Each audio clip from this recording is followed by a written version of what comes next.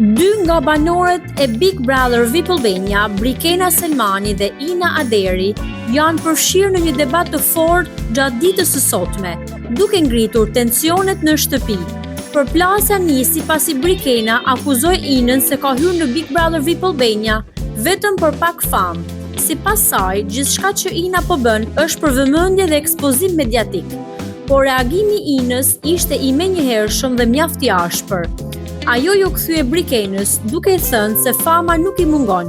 Dhe sipas saj, Brikena është ajo që ka ardhur në shtëpi për interesa personal.